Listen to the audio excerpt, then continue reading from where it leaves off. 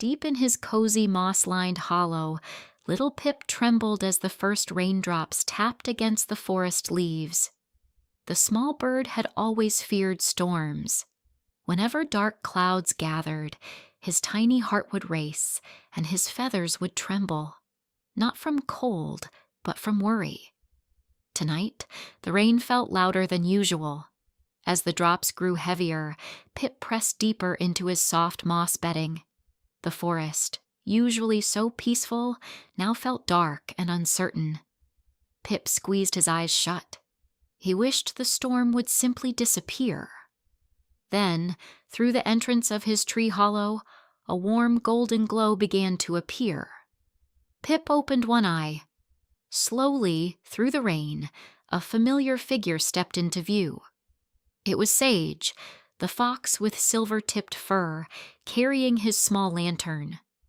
Sage looked up at Pip's hollow, but he didn't call out. He didn't tell Pip to stop being afraid. He didn't try to explain the storm away. Instead, Sage quietly sat at the base of Pip's tree.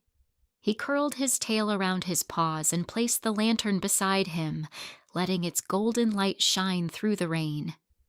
From inside his hollow, Pip watched. The storm continued. Rain still tapped against the leaves. Thunder still rolled far above the trees. But something felt different. Sage was there, and somehow that made Pip's breathing slow just a little. The lantern glowed steadily below, like a quiet promise. "You are not alone." For a long while, neither of them moved. Raindrops landed on Sage's ears, and his silver fur grew damp, but he stayed exactly where he was.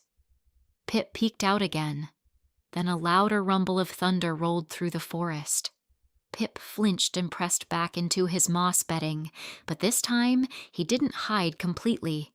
Instead, he looked down at Sage's lantern, and then something small but remarkable happened.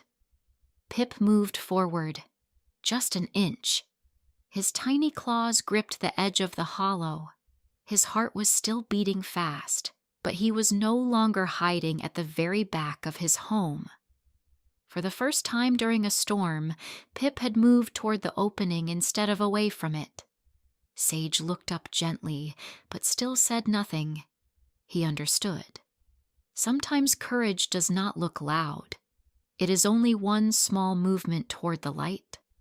That night, Pip learned something he would never forget. Fear does not always disappear, but fear feels smaller when we do not carry it alone. Sometimes the greatest comfort is not advice or answers.